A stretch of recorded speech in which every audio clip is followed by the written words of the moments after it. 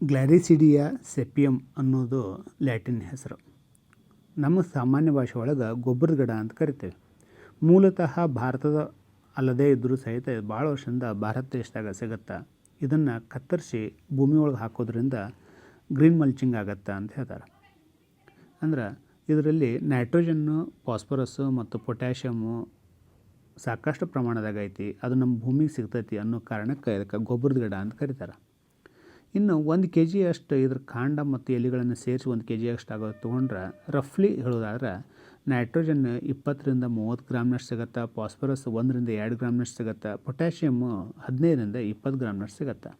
ಇನ್ನೊಂದು ಭಾಷೆ ಪರ್ಸೆಂಟೇಜ್ನೊಳಗೆ ಹೇಳೋದಾದ್ರೆ ಹಾರ್ಡ್ಲಿ 2 ರಿಂದ 3% ನೈಟ್ರೋಜನ್ ಇರುತ್ತೆ, ಫಾಸ್ಫರಸ್ 0.1 ರಿಂದ 0.2% ಇರುತ್ತೆ, ಪೊಟ್ಯಾಷಿಯಮ್ಮು 1.5 ರಿಂದ 2% ಇರುತ್ತೆ. ಇನ್ನು ನಮ್ಮ 1 ಎಕರೆ ಹೊಲಕ್ಕೆ ಎಷ್ಟು NPK ಬೇಕು? ಬೆಳೆಗಳಿಗೆ ಸಂಬಂಧಿತವಾಗಿ ಬೇರೆ ಬೇರೆ ಇದ್ದರೂ ಸಹಿತ ಒಂದು ಸಾಮಾನ್ಯ ನಾವು ನೋಡೋದಾದ್ರೆ 1 ವರ್ಷಕ್ಕೆ 1 ಎಕರೆಗೆ 40 ರಿಂದ 60 kg ನೈಟ್ರೋಜನ್ ಬೇಕಾಗತ್ತೆ, 20 ರಿಂದ 25 kg ನಮ್ಗೆ ಫಾಸ್ಫರಸ್ ಬೇಕಾಗತ್ತೆ, 15 ರಿಂದ 20 kg ಪೊಟ್ಯಾಷಿಯಮ್ ಬೇಕಾಗತ್ತೆ.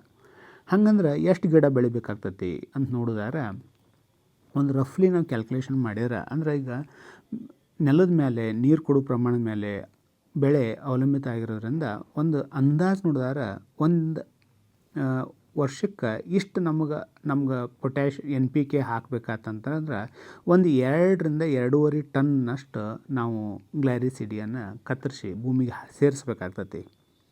ಹಂಗಂದ್ರೆ ಎಷ್ಟು ಗಿಡ ಬೇಕಾಗ್ಬೋದು ಅಂತ ನೋಡಿದ್ರೆ ಒಂದು 2000 ಗಿಡ ನಮ್ಗೆ ಗ್ಲಾರಿಸಿಡಿಯಾ ಗಿಡ 1 ಎಕರೆಗೆ ಬೇಕಾಗ್ತಾವೆ. ಒಂದು 2 ಟನ್ನಷ್ಟು ನಾವು ಈಲ್ಡ್ ತೊಗೋಬೇಕಂತಂದ್ರೆ 1 ವರ್ಷಕ್ಕೆ.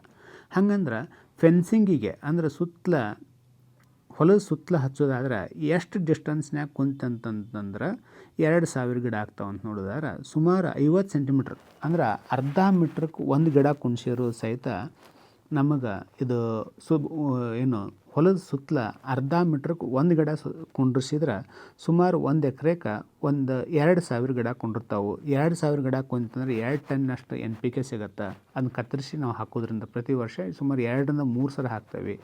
ಹಾಗಾಗಿ 1 ಎಕರೆಗೆ ನಮ್ಗೆ ಏನು ಸಾಮಾನ್ಯವಾಗಿ NPK ಬೇಕು ಆ NPK ಸಂಪೂರ್ಣವಾಗಿ ಎಷ್ಟು ಬೇಕಾಗ್ತೈತಿ ಅಷ್ಟು ಮತ್ತು ಅದಕ್ಕಿಂತ ಜಾಸ್ತಿನ ಅಂತ ಹೇಳ್ಬೋದು.